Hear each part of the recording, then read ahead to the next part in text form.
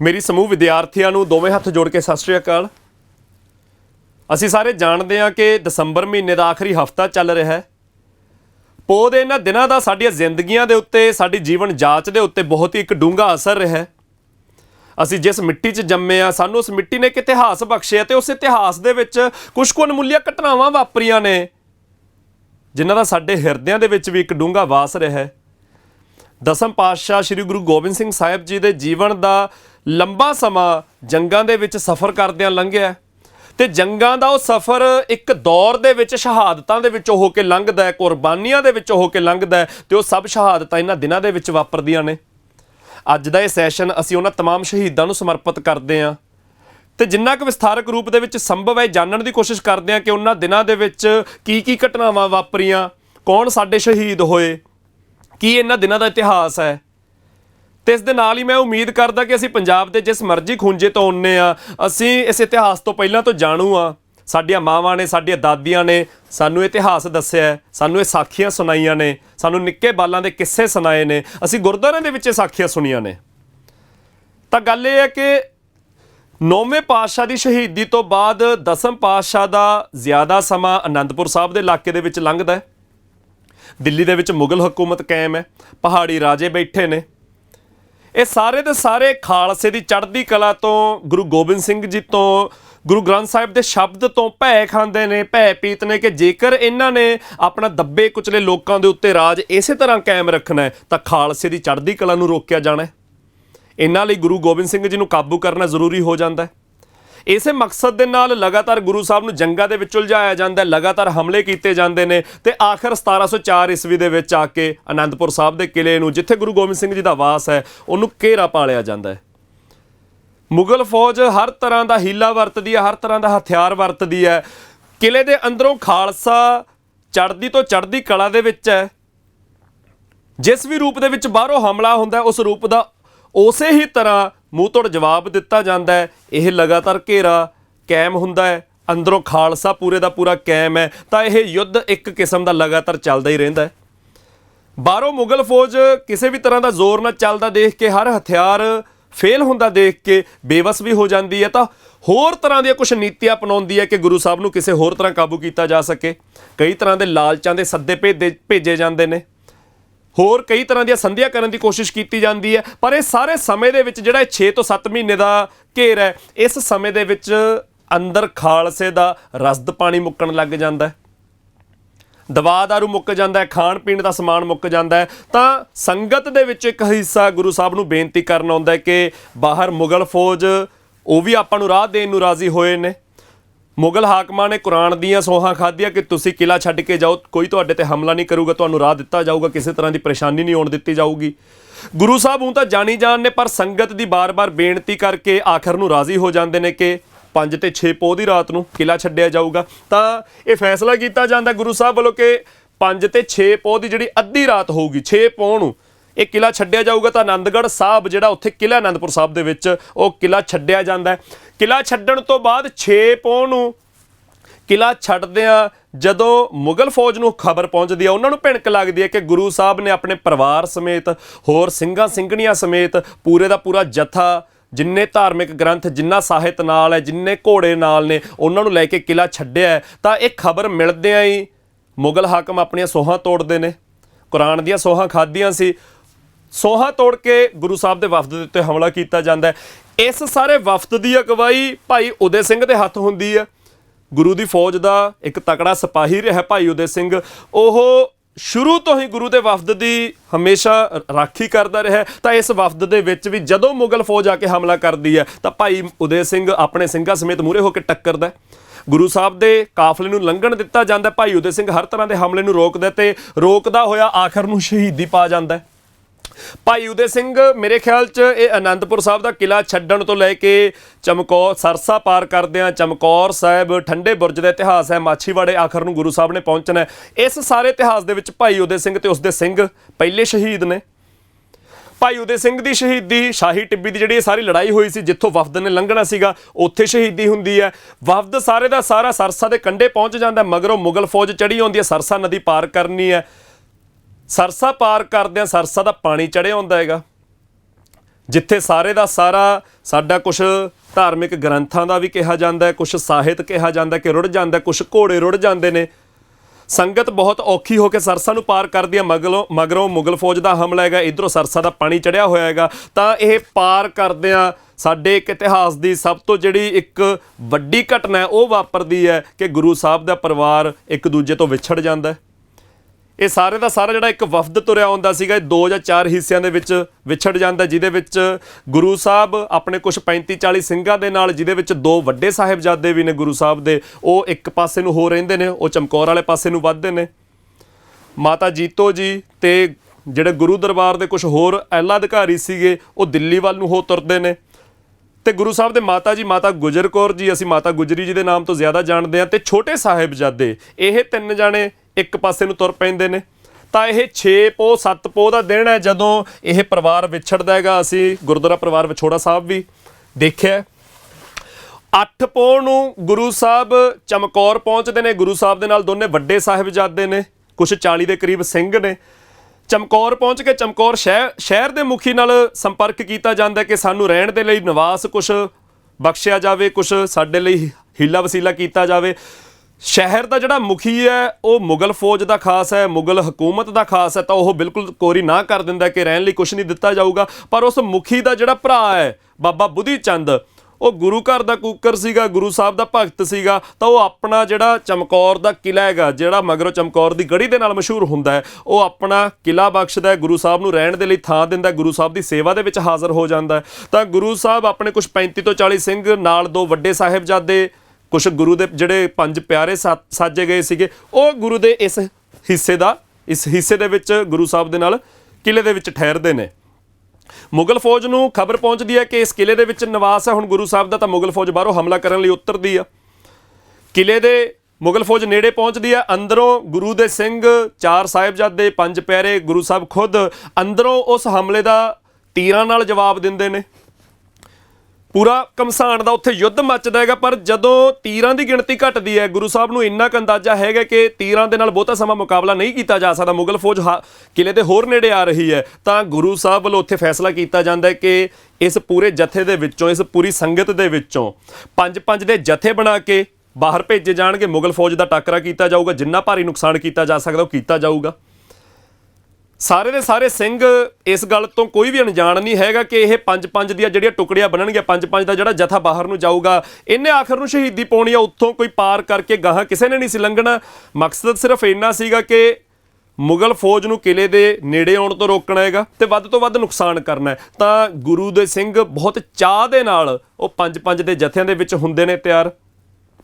ਗੁਰੂ ਸਾਹਿਬ ਤੋਂ ਆਸ਼ੀਰਵਾਦ ਲੈ ਕੇ ਬਾਹਰ ਨਿਕਲਦੇ ਆ ਤੇ ਉਹੀ ਕਿ ਵੱਧ ਤੋਂ ਵੱਧ ਨੁਕਸਾਨ ਕਰਕੇ ਆਖਰ ਨੂੰ ਸ਼ਹੀਦੀਆਂ ਪ੍ਰਾਪਤ ਕਰਦੇ ਆ।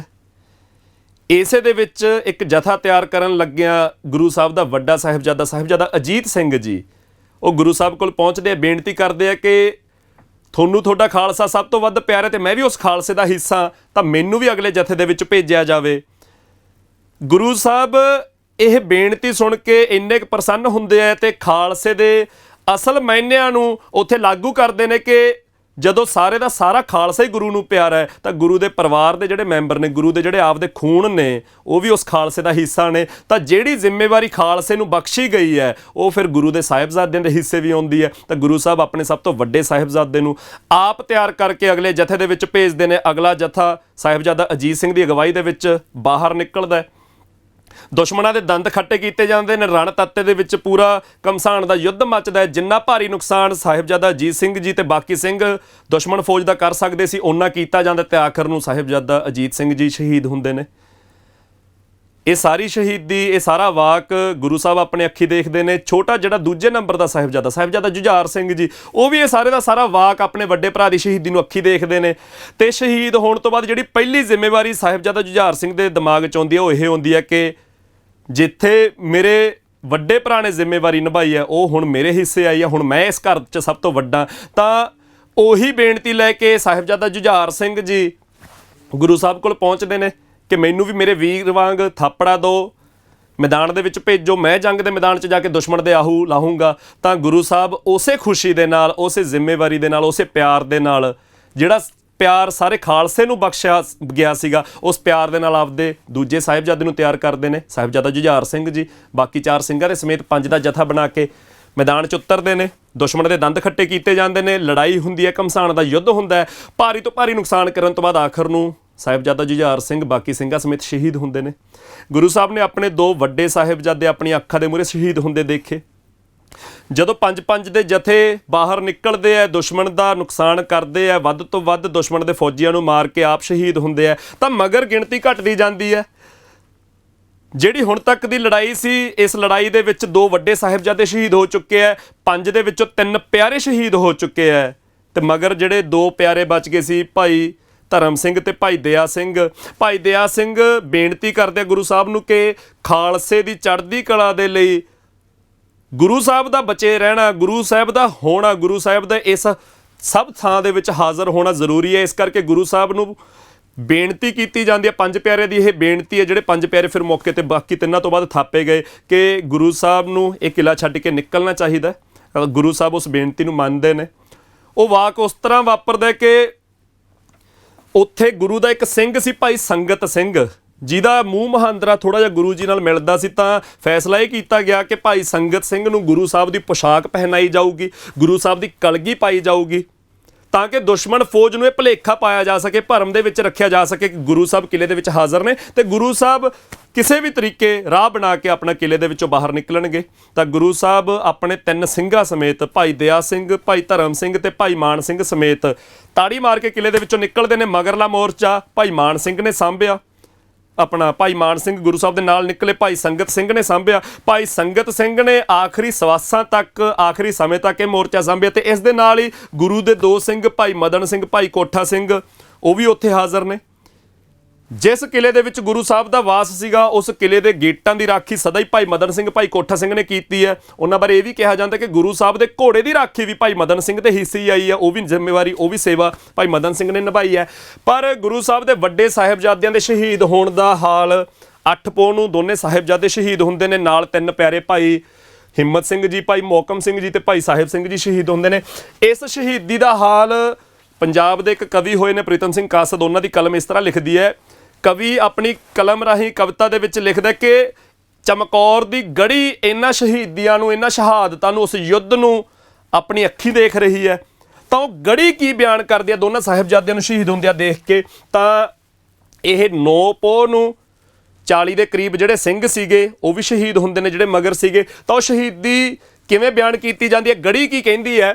ਕਹਿੰਦੀ ਕਾਸਦ ਜ਼ਰੇ ਨਾ ਮੇਰੇ ਲਿਤਾੜ ਪੈਰੀ, ਮਤਾ ਫਿਸ ਜਾਏ ਕਿਤੇ ਜੁਝਾਰ ਦੀ ਅੱਖ, ਅੱਖ ਖੁੱਲ ਜਾਏ ਮਤਾ ਅਜੀਤ ਸਿੰਘ ਦੀ, ਬਿਨਾਂ ਕਫਨ ਸੁੱਤੇ ਸਰਦਾਰ ਦੀ ਅੱਖ, ਬੜੇ ਸਾਂਭੇ ਲਕੋਏ ਕਲੇਜੜੇ ਵਿੱਚ, ਫਿਰ ਵੀ ਪੈ ਗਈ ਮੌਤ ਮੁਟਿਆਰ ਦੀ ਅੱਖ, ਦੋਵੇਂ ਲਾਲ ਕੁਹਾਏ ਨਾ ਚੋਈ ਫਿਰ ਵੀ, ਨੀਲੇ ਘੋੜੇ ਦੇ ਸ਼ਾਹ ਸਵਾਰ ਦੀ ਅੱਖ।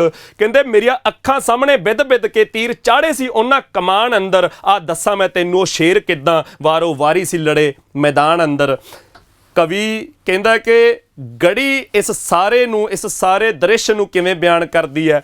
ਦੋਨੇ ਸਾਹਿਬਜ਼ਾਦੇ ਸ਼ਹੀਦ ਹੁੰਦੇ ਨੇ, ਫਿਰ ਕੱਲੇ ਕੱਲੇ ਸਾਹਿਬਜ਼ਾਦੇ ਬਾਰੇ ਗੜੀ ਕਹਿੰਦੀ ਹੈ। ਚੜਿਆ ਸੂਰਮਾ ਵੀਰ ਅਜੀਤ ਗੜੀਓਂ, ਚੜ੍ਹਦੇ ਬਦਲ ਨੇ ਜਿਵੇਂ ਬਰਸਾਤ ਅੰਦਰ, ਉਹਦੀ ਤੇਗ ਦੀ ਚਮਕ ਨੂੰ ਤੱਕ ਸੂਰਜ ਡਰਿਆ, ਸਹਿਮਿਆ ਨੀਲੇ ਆਕਾਸ਼ ਅੰਦਰ, ਉਹਦੀ ਚੰਡੀ ਨੇ ਕਈ ਹਜ਼ਾਰ ਮੋਛੇ ਕੀਤੇ, ਦੁਸ਼ਮਣਾਂ ਦੇ ਪਹਿਲੀ ਝਾਤ ਅੰਦਰ, ਖੜਾ ਹੋ ਗਿਆ ਨਵਾਂ ਪਹਾੜ ਜੱਗ ਤੇ, ਲਾਸ਼ਾਂ ਹੱਡੀਆਂ ਦਾ ਰਾਤ ਤੋਂ ਰਾਤ ਅੰਦਰ, ਜਿਵੇਂ ਫਸਲ ਨੂੰ ਵੱਢ ਕਿਸਾਨ ਸੌਂਦਾ ਆਪਣੀ ਪੈਲੀ ਦੀ ਉੱਚੀ ਮੁੰਡੇਰ ਉੱਤੇ, ਬਿਨਾਂ ਕਫਨ ਦੇ ਤਿਵੇਂ ਅਜੀਤ ਸੂਰਾ ਕੂਕ ਸੌਂ ਗਿਆ ਲਾਸ਼ਾਂ ਦੇ ਢੇਰ ਉੱਤੇ। ਸਾਹਿਬਜ਼ਾਦਾ ਅਜੀਤ ਸਿੰਘ ਸ਼ਹੀਦ ਹੋ ਜਾਂਦੇ ਨੇ। ਸਾਹਿਬਜ਼ਾਦਾ ਜੁਝਾਰ ਸਿੰਘ ਦੀ ਸ਼ਹੀਦੀ ਦਾ ਹਾਲ ਇਹ ਹੈ। ਚਮਕੌਰ ਮੈਦਾਨ ਦੀ ਹਿੱਕੜੀ ਤੇ ਪੈਲਾ ਪਾਉਂਦਾ ਮੈਂ ਯੋਧਾ ਜੁਝਾਰ ਤੱਕਿਆ, ਬਿਜਲੀ ਵਾਂਗ ਚਮਕਾਉਂਦਾ ਚੰਡਕਾਂ ਨੂੰ, ਦੁਸ਼ਮਣ ਦਲਾਂ ਦੇ ਲਾਉਂਦਾ ਲੰਗਾਰ ਤੱਕਿਆ, ਕਿਆਮਤ ਢਾਉਂਦਾ ਪਾਪੀ ਹਥਿਆਰਿਆਂ ਤੇ, ਉਹਦੀ ਤੇਗ ਦਾ ਇੱਕ ਇੱਕ ਵਾਰ ਤੱਕਿਆ, ਤੱਕ ਤੱਕ ਕੇ ਨਹੀਂ ਸੀ ਰੀਝ ਲੱਥੀ ਮੈਨੂੰ ਲੁੱਛਦੀ ਤੜਫਦੀ ਛੋੜ ਗਿਆ, ਲਾੜੀ ਮੌਤ ਪਰਨਾ ਕੇ ਝੱਟ ਸੋਹਣਾ ਵਾਗਾ ਵੀਰ ਦੇ ਦੇਸ਼ ਨੂੰ ਮੋੜ ਗਿਆ। ਸਾਹਿਬਜ਼ਾਦਾ ਜੁਝਾਰ ਸਿੰਘ ਵੀ ਸ਼ਹੀਦ ਹੋ ਜਾਂਦੇ ਨੇ। ਇਹ ਸ਼ਹੀਦੀਆਂ ਗੁਰੂ ਸਾਹਿਬ ਨੇ ਆਪਣੇ ਅੱਖੀ ਦੇਖੀਆਂ ਨੇ। ਹੋਰ ਸਿੰਘਾਂ ਨੂੰ ਸ਼ਹੀਦ ਹੁੰਦੇ ਦੇਖਿਆ। 5 ਦੇ ਵਿੱਚੋਂ 3 ਪਿਆਰਿਆਂ ਨੂੰ ਸ਼ਹੀਦ ਹੁੰਦੇ ਦੇਖਿਆ। 5 ਪਿਆਰਿਆਂ ਦੇ ਹੁਕਮ ਦੇ ਨਾਲ ਗੁਰੂ ਸਾਹਿਬ ਬਾਕੀ 3 ਸਿੰਘ ਭਾਈ ਧਰਮ ਸਿੰਘ, ਭਾਈ ਦਇਆ ਸਿੰਘ ਤੇ ਭਾਈ ਮਾਨ ਸਿੰਘ ਨਾਲ ਗੁਰੂ ਸਾਹਿਬ ਕਿਲਾ ਛੱਡ ਕੇ ਜਾਂਦੇ ਨੇ। ਤਾਂ ਅੱਗੇ ਗੜੀ ਕਹਿੰਦੀ ਹੈ, ਮੈਨੂੰ ਛੱਡ ਕੇ ਜਦੋਂ ਦਸ਼ਮੇਸ਼ ਤੁਰਿਆ, ਉਹਦੀ ਅਣਖ ਨੂੰ ਰਤਾ ਜ਼ਵਾਲ ਨਹੀਂ ਸੀ, ਉਹਦੇ ਮੱਥੇ ਤੇ ਇੱਕ ਵੀ ਵੱਟ ਨਹੀਂ ਸੀ, ਭਾਵੇਂ ਚੌਹਾਂ ਚੋਂ ਇੱਕ ਵੀ ਨਾਲ ਨਹੀਂ ਸੀ। ਪੁੱਤ ਕਿਸ ਨੂੰ ਜੱਗ ਤੇ ਨਹੀਂ ਪਿਆਰੇ, ਕੀ ਉਸ ਨੂੰ ਪਿਆਰੇ ਬਾਲ ਨਹੀਂ ਸੀ, ਉਹਨੂੰ ਵਤਨ ਅਜ਼ੀਜ਼ ਸੀ ਪੁੱਤਰਾਂ ਤੋਂ, ਤਾਈਓ ਉਸ ਨੂੰ ਰਤਾ ਮਲਾਲ ਨਹੀਂ ਸੀ। ਕਾਸਦ ਕਹੀਂ ਦਸ਼ਮੇਸ਼ ਦੀ ਕੌਮ ਤਾਈਂ, ਦੀਵਾ ਅਣਖ ਦਾ ਸਦਾ ਜਗਾਈ ਰੱਖੇ, ਸਿੱਖੀ ਸਿਦਕ ਦੇ ਸੋਲ ਬੂਟੜੇ ਨੂੰ, ਪਾਣੀ ਆਪਣੇ ਖੂਨ ਦਾ ਲਾਈ ਰੱਖੇ। ਇਹ ਕਵੀ ਪ੍ਰੀਤਮ ਸਿੰਘ ਕਾਸਦ ਦੀ ਕਵਿਤਾ ਹੈ, ਜਿਹਦੇ ਵਿੱਚ ਗੜੀ ਬਿਆਨ ਕਰਦੀ ਹੈ ਕਿ ਉਹਨੇ ਸ਼ਹਾਦਤਾਂ ਦੇ ਮੰਜ਼ਰ ਨੂੰ ਕਿਵੇਂ ਦੇਖਿਆ, ਉਹਨੇ ਗੁਰੂ ਸਾਹਿਬ ਨੂੰ ਗੜੀ ਦੇ ਵਿੱਚੋਂ ਨਿਕਲਦਿਆਂ ਕਿਵੇਂ ਦੇਖਿਆ। ਉਹ ਸਾਰੇ ਦਾ ਸਾਰਾ ਦ੍ਰਿਸ਼ ਕਵਿਤਾ ਦੇ ਰੂਪ ਵਿੱਚ ਹੈ।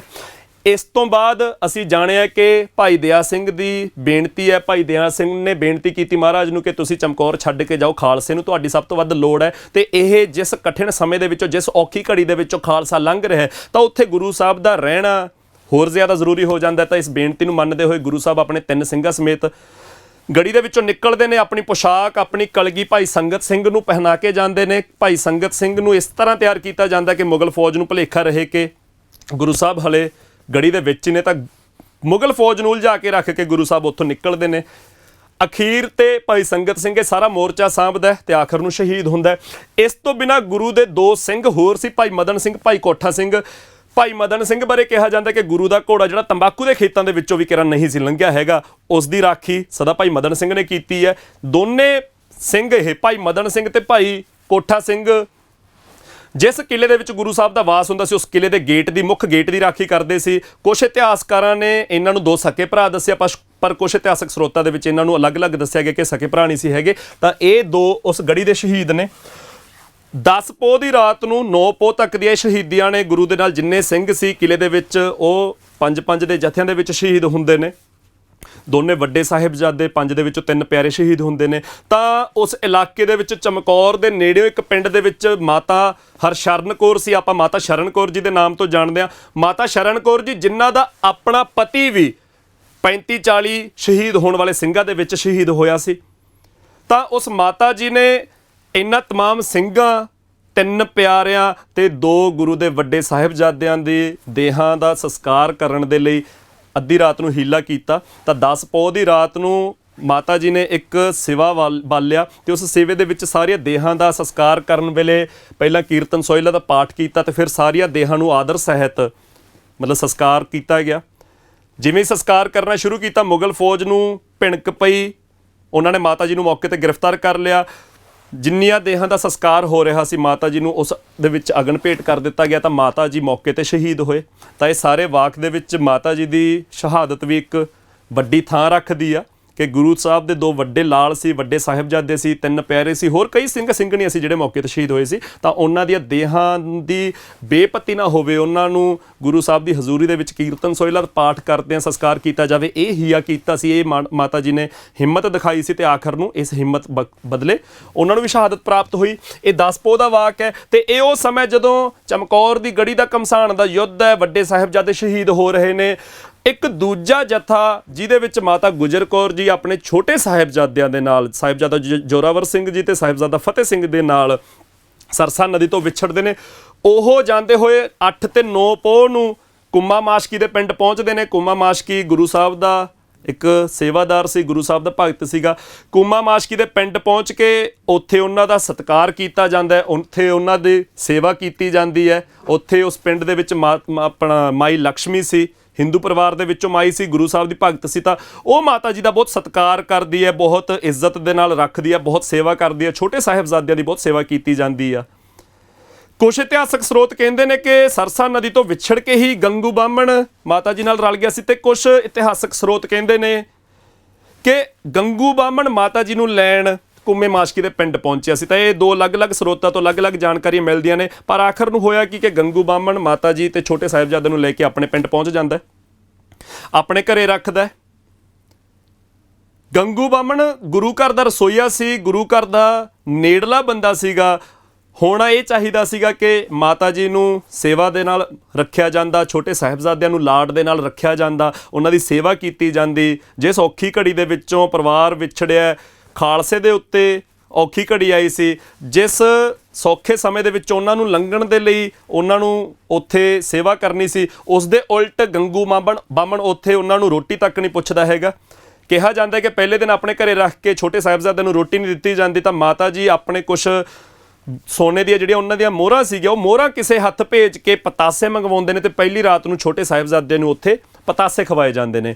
ਗੰਗੂ ਬਾਮਣ ਦੀ ਅੱਖ ਮੈਲੀ ਹੁੰਦੀ ਆ, ਆਪਣੇ ਸੋਨੇ ਦੀਆਂ ਮੋਹਰਾਂ ਰਾਤ ਨੂੰ ਚੋਰੀ ਕਰ ਲੈਂਦਾ, ਚੋਰੀ ਕਰਕੇ ਕਿਤੇ ਦੱਬ ਦਿੰਦਾ। ਅਗਲੇ ਦਿਨ ਫੇਰ ਸਾਹਿਬਜ਼ਾਦਿਆਂ ਨੂੰ ਰੋਟੀ ਨਹੀਂ ਦਿੱਤੀ ਜਾਂਦੀ, ਮਾਤਾ ਜੀ ਫੇਰ ਸਾਹਿਬਜ਼ਾਦਿਆਂ ਲਈ ਕੁਝ ਮੰਗਵਾਉਣ ਦੇ ਲਈ ਮੋਹਰਾਂ ਦੇਣ ਲੱਗਦੇ ਨੇ, ਤਾਂ ਦੇਖਦੇ ਨੇ ਕਿ ਮੋਹਰਾਂ ਹੈ ਨਹੀਂ। ਮਾਤਾ ਜੀ ਨੂੰ ਪਤਾ ਲੱਗਦਾ ਕਿ ਗੰਗੂ ਨੇ ਮੋਹਰਾਂ ਚੋਰੀ ਕੀਤੀਆਂ ਨੇ। ਮਾਤਾ ਜੀ ਨੇ ਉਹਨੂੰ ਝਿੜਕਿਆ ਕਿ ਗੁਰੂ ਦੇ ਦਰਬਾਰ ਦੇ ਵਿੱਚੋਂ ਕਿਸੇ ਨੂੰ ਨਾ ਨਹੀਂ ਕੀਤੀ ਜਾਂਦੀ, ਕੋਈ ਖਾਲੀ ਹੱਥ ਨਹੀਂ ਮੁੜਿਆ, ਤਾਂ ਜੇ ਤੈਨੂੰ ਮੋਹਰਾਂ ਦੀ ਲੋੜ ਸੀ ਤਾਂ ਤੂੰ ਸਾਡੇ ਕੋਲੋਂ ਮੋਹਰਾਂ ਮੰਗ ਲੈਂਦਾ, ਤੈਨੂੰ ਕਿਹੜਾ ਜਵਾਬ ਦੇਣਾ ਸੀ। ਪਰ ਗੰਗੂ ਦੀ ਅੱਖ ਮੈਲੀ ਸੀ। ਗੰਗੂ ਦਾ ਮਸਲਾ ਇਕੱਲੀਆਂ ਮੋਹਰਾਂ ਤੱਕ ਸੀਮਤ ਨਹੀਂ ਸੀ। ਗੰਗੂ ਮੁਗਲ ਫੌਜ ਦੇ ਨਾਲ ਰਲ ਕੇ ਮਾਤਾ ਜੀ ਹੋਰਾਂ ਨੂੰ ਗ੍ਰਿਫਤਾਰ ਕਰਵਾਉਂਦਾ। ਤਾਂ ਮੁਗਲ ਫੌਜ ਪਹਿਲਾਂ ਮਾਤਾ ਜੀ ਹੋਰਾਂ ਨੂੰ ਗੰਗੂ ਦੇ ਪਿੰਡੋਂ, ਗੰਗੂ ਦਾ ਪਿੰਡ ਸਹੇੜੀ ਸੀਗਾ, ਜਿਹਦਾ ਨਾਮ ਬਾਅਦ ਦੇ ਵਿੱਚ ਖੇੜੀ ਪਿਆ। ਆਪਾਂ ਜ਼ਿਕਰ ਕਰਾਂਗੇ ਕਿ ਇਹ ਪਿੰਡ ਸਹੇੜੀ ਤੋਂ ਖੇੜੀ ਕਿਵੇਂ ਕਹਾਉਣ ਲੱਗਿਆ। ਤਾਂ ਗੰਗੂ ਦੇ ਪਿੰਡੋਂ, ਸਹੇੜੀ ਪਿੰਡੋਂ ਮਾਤਾ ਜੀ ਤੇ ਛੋਟੇ ਸਾਹਿਬਜ਼ਾਦੇ ਨੂੰ ਮੁਗਲ ਫੌਜ ਗ੍ਰਿਫਤਾਰ ਕਰਦੀ ਹੈ। ਮਰਿੰਡੇ ਜੇਲ੍ਹ 'ਚ ਧਰ ਲਿਆ ਜਾਂਦਾ। ਮਰਿੰਡੇ ਜੇਲ੍ਹ 'ਚ ਲਿਆ ਕੇ ਪਹਿਲਾਂ ਤਸੀਹੇ ਦਿੱਤੇ ਜਾਂਦੇ ਆ, ਫਿਰ ਮਰਿੰਡੇ ਤੋਂ ਬਾਅਦ ਸ਼ਾਇਦ 11 ਪੌਹ ਨੂੰ ਮਾਤਾ ਜੀ ਹੋਰਾਂ ਨੂੰ ਠੰਡੇ ਬੁਰਜ 'ਚ ਸਰਹੰਦ ਲਿਆ ਜਾਂਦਾ। ਠੰਡੇ ਬੁਰਜ 'ਚ ਰੱਖਿਆ ਜਾਂਦਾ। ਛੋਟੇ ਸਾਹਿਬਜ਼ਾਦੇ ਨਾਲ ਨੇ, ਉੱਥੇ ਤਸੀਹੇ ਦਿੱਤੇ ਜਾਂਦੇ ਨੇ। ਛੋਟੇ ਸਾਹਿਬਜ਼ਾਦਿਆਂ ਨੂੰ ਅਗਲੇ ਦਿਨ ਸੂਬੇ ਦੀ ਕਚਹਿਰੀ ਦੇ ਵਿੱਚ ਪੇਸ਼ ਕਰਨਾ ਹੁੰਦਾ, ਤਾਂ ਸੂਬੇ ਦੀ ਕਚਹਿਰੀ 'ਚ ਪੇਸ਼ ਕਰਕੇ ਛੋਟੇ ਸਾਹਿਬਜ਼ਾਦਿਆਂ ਦੇ ਮੂਹਰੇ ਬਸ ਇੱਕੋ ਹੀ ਗੱਲ ਹੈ ਕਿ ਤੁਸੀਂ ਇਸਲਾਮ ਕਬੂਲ ਕਰ ਲਓ, ਤੁਹਾਨੂੰ ਬਖਸ਼ ਦਿੱਤਾ ਜਾਊਗਾ।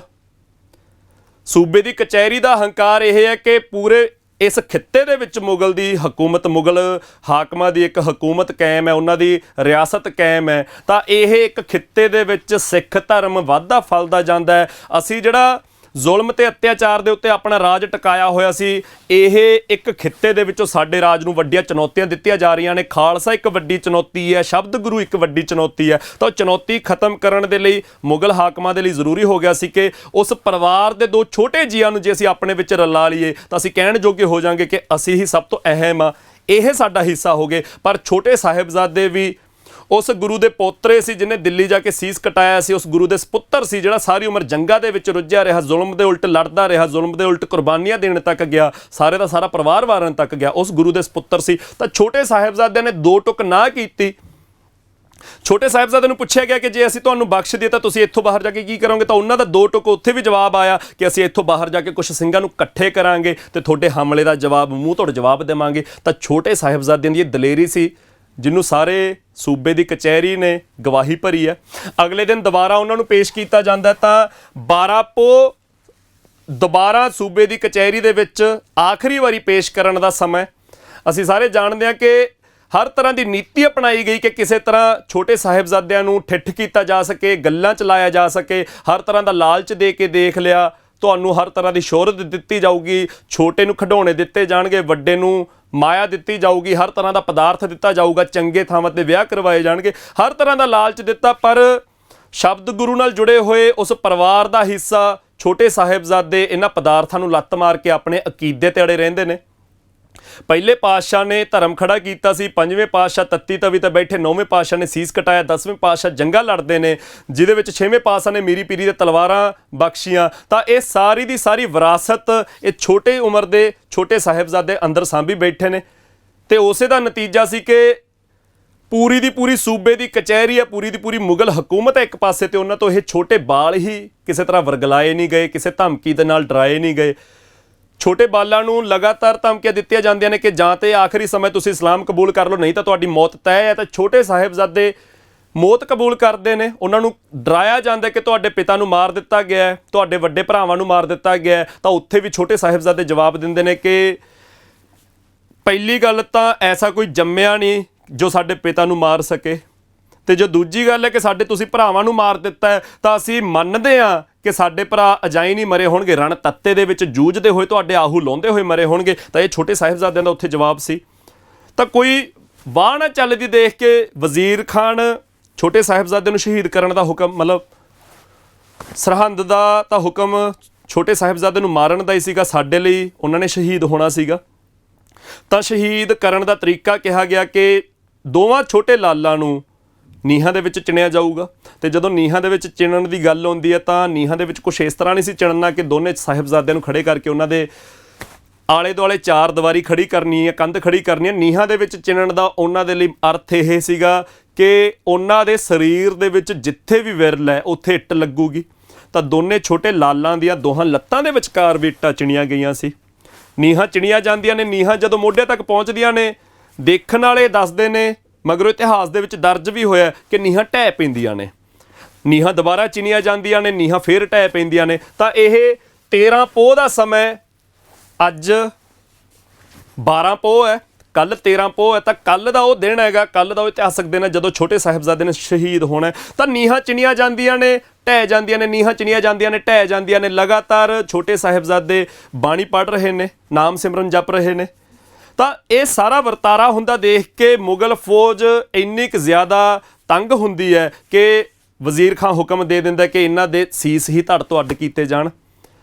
ਤਾਂ ਦੋ ਮੁਗਲ ਉਹ ਸੀਗੇ ਸ਼ਾਸਨ ਬੇਗ ਤੇ ਬਾਸ਼ਨ ਬੇਗ। ਸ਼ਾਸਨ ਬੇਗ ਤੇ ਬਾਸ਼ਨ ਬੇਗ ਛੋਟੇ ਸਾਹਿਬਜ਼ਾਦਿਆਂ ਦੇ ਗਲੇ ਤੇ ਕਿਰਪਾਨਾਂ ਮਾਰਦੇ ਨੇ ਤੇ ਉਹਨਾਂ ਤੋਂ ਮੌਕੇ ਤੇ ਸ਼ਹੀਦ ਕਰਦੇ ਨੇ। ਇਤਿਹਾਸਕਾਰ ਦੱਸਦੇ ਨੇ ਕਿ ਬਾਬਾ ਜ਼ੋਰਾਵਰ ਸਿੰਘ ਜੀ ਜਿਹੜੇ ਤੀਜੇ ਨੰਬਰ ਤੇ ਸਾਹਿਬਜ਼ਾਦੇ ਸੀਗੇ, ਉਹ ਪਹਿਲਾਂ ਸ਼ਹੀਦ ਹੁੰਦੇ ਨੇ। ਤੇ ਸਭ ਤੋਂ ਛੋਟੇ 6 ਸਾਲ ਦੀ ਉਮਰ ਦੇ ਸਾਹਿਬਜ਼ਾਦਾ ਜੁਝਾਰ ਸਿੰਘ ਜੀ, ਉਹ ਕੁਛ 13 ਕੁ ਮਿੰਟ ਦੇ ਵਕਫੇ ਤੋਂ ਸ਼ਹੀਦ ਹੁੰਦੇ ਨੇ। ਤਾਂ ਦੋਨੇ ਇਹ ਛੋਟੇ ਲਾਲ ਛੋਟੇ ਸਾਹਿਬਜ਼ਾਦੇ ਇਕੱਠੇ ਸ਼ਹੀਦ ਹੁੰਦੇ ਨੇ। 13 ਕੁ ਮਿੰਟ ਦਾ ਵਕਫਾ ਇਹਨਾਂ ਦੇ ਵਿੱਚ। ਮਾਤਾ ਗੁਜਰੀ ਜੀ ਨੂੰ ਖਬਰ ਪਹੁੰਚਦੀ ਆਪਦੇ ਛੋਟੇ ਲਾਲਾਂ ਦੇ ਸ਼ਹੀਦ ਹੋਣ ਦੀ। ਤਾਂ ਮਾਤਾ ਗੁਜਰੀ ਜੀ ਵੀ ਇਹ ਦਰਦ ਨਾਲ ਸਹਾਰਦੇ ਹੋਏ ਠੰਡੇ ਬੁਰਜ ਦੇ ਵਿੱਚ ਲਗਾਤਾਰ ਰਾਤਾਂ ਕੱਟ ਰਹੇ ਸੀਗੇ। ਤਾਂ ਉਹ ਆਪਣੇ ਪ੍ਰਾਣ ਉੱਥੇ ਤਿਆਗ ਦਿੰਦੇ ਨੇ, ਉਹ ਸ਼ਹੀਦ ਹੁੰਦੇ ਨੇ।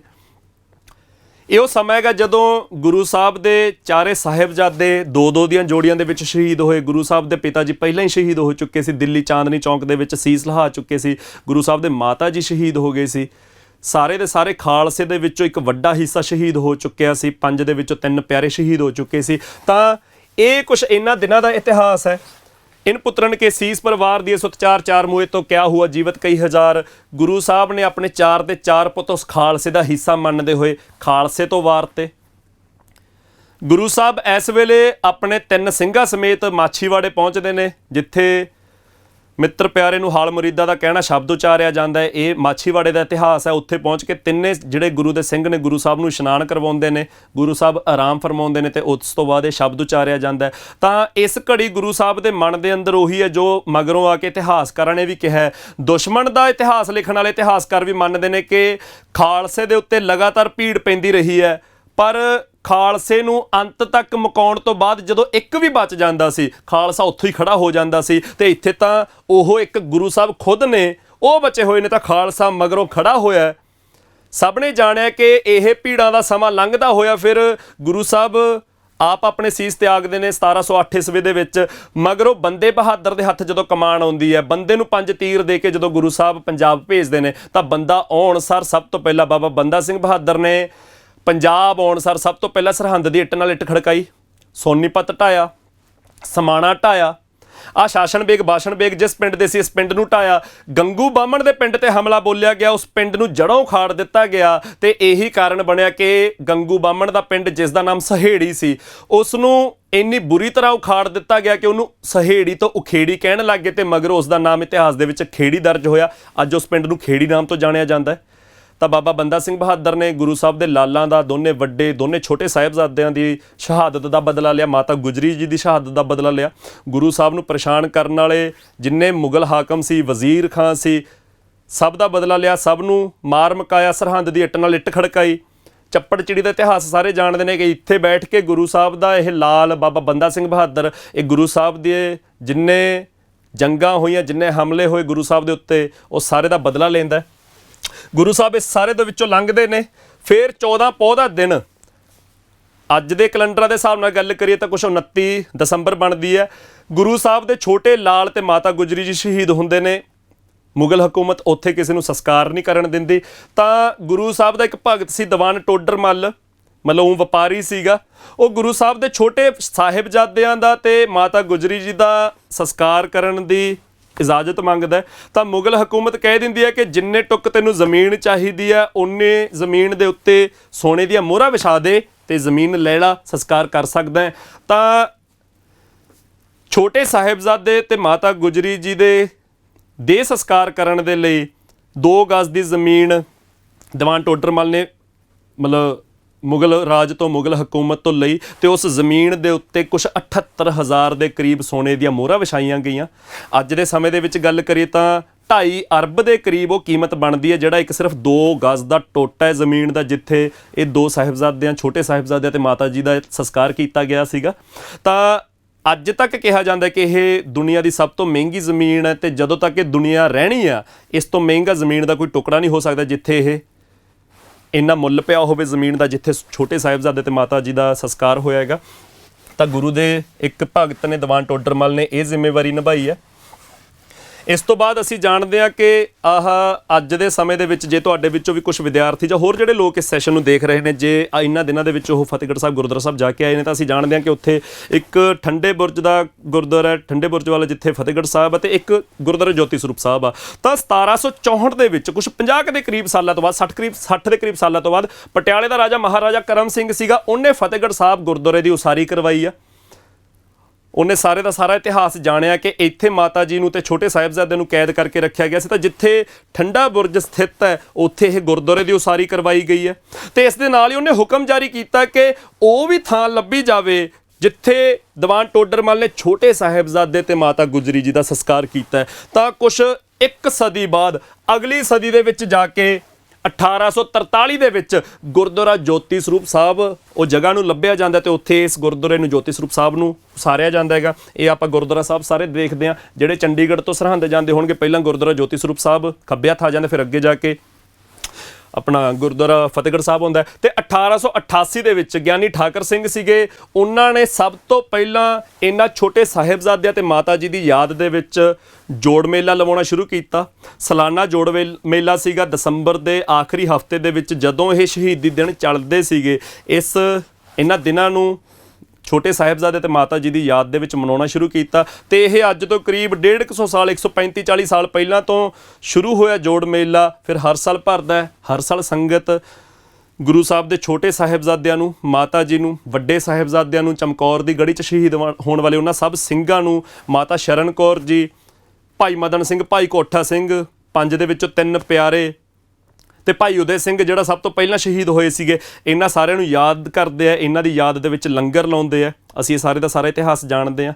ਤਾਂ ਅੱਜ ਦਾ ਇਹ ਸਾਰੇ ਦਾ ਸਾਰਾ ਸੈਸ਼ਨ ਸਿਰਫ ਇਸ ਲਈ ਸੀ ਕਿ ਅਸੀਂ ਜਿਸ ਮਿੱਟੀ ਦੇ ਵਿੱਚ ਜੰਮੇ ਆ, ਉਸ ਮਿੱਟੀ ਦਾ ਇੱਕ ਇਤਿਹਾਸ ਹੈ। ਉਸ ਮਿੱਟੀ ਦਾ ਸਿਰਫ ਇਤਿਹਾਸ ਪੜ੍ਹਨ ਦੇ ਲਈ ਨਹੀਂ ਹੈਗਾ, ਉਸ ਇਤਿਹਾਸ ਨੂੰ ਜਾਣਨ ਦੇ ਲਈ, ਉਸ ਇਤਿਹਾਸ ਦੇ ਵਿੱਚ ਜੋ ਕਦਰਾਂ ਕੀਮਤਾਂ ਪਈਆਂ ਨੇ, ਜੋ ਸੰਘਰਸ਼ ਪਿਆ, ਜੋ ਸ਼ਹਾਦਤਾਂ ਪਈਆਂ ਨੇ, ਉਹਨਾਂ ਨੂੰ ਅਸੀਂ ਵਿਸਾਰ ਨਾ ਦਈਏ, ਉਹਨਾਂ ਨੂੰ ਅਸੀਂ ਯਾਦ ਰੱਖੀਏ। ਜਿਵੇਂ ਪੀੜ੍ਹੀ ਦਰ ਪੀੜ੍ਹੀ ਸਾਡੇ ਪੁਰਖਿਆਂ ਨੇ ਸਾਨੂੰ ਇਤਿਹਾਸ ਦੱਸਿਆ, ਅਸੀਂ ਅੱਗੇ ਦੱਸਣ ਜੋਗੇ ਹੋਈਏ। ਤਾਂ ਸਾਨੂੰ ਉਹਨਾਂ ਸ਼ਹੀਦਾਂ ਬਾਰੇ, ਜੋ ਉਸ ਸਮੇਂ ਦੇ ਵਿੱਚ ਸ਼ਹਾਦਤਾਂ ਹੋਈਆਂ ਨੇ, ਜੋ ਗੁਰੂ ਦੇ ਸਿੰਘ, ਗੁਰੂ ਦੀਆਂ ਸਿੰਘਣੀਆਂ, ਗੁਰੂ ਦੇ ਲਾਲ, ਗੁਰੂ ਦੇ ਮਾਤਾ ਜੀ ਸ਼ਹੀਦ ਹੋਏ ਨੇ, ਗੁਰੂ ਸਾਹਿਬ ਜਿਸ ਸਮੇਂ ਦੇ ਵਿੱਚੋਂ ਲੰਘੇ ਨੇ, ਪੂਰੇ ਦਾ ਪੂਰਾ ਖਾਲਸਾ ਜਿਸ ਘੜੀ ਦੇ ਵਿੱਚੋਂ ਲੰਘਿਆ ਹੈ, ਉਹ ਸਾਰੇ ਦਾ ਸਾਰਾ ਸਾਨੂੰ ਯਾਦ ਰਹਿਣਾ ਚਾਹੀਦਾ। ਸਿਰਫ ਇਸ ਮਕਸਦ ਦੇ ਨਾਲ ਇਹ ਸੈਸ਼ਨ ਤਿਆਰ ਕੀਤਾ ਗਿਆ। ਤਾਂ ਇਹ ਸਾਰੇ ਦਾ ਸਾਰਾ ਸੈਸ਼ਨ ਉਹਨਾਂ ਸ਼ਹੀਦਾਂ ਨੂੰ ਸਮਰਪਿਤ ਹੈ, ਮੇਰੀ ਸਮੂਹ ਵਿਦਿਆਰਥੀਆਂ ਨੂੰ। ਵਾਹਿਗੁਰੂ ਜੀ ਕਾ ਖਾਲਸਾ, ਵਾਹਿਗੁਰੂ ਜੀ ਕੀ ਫਤਿਹ।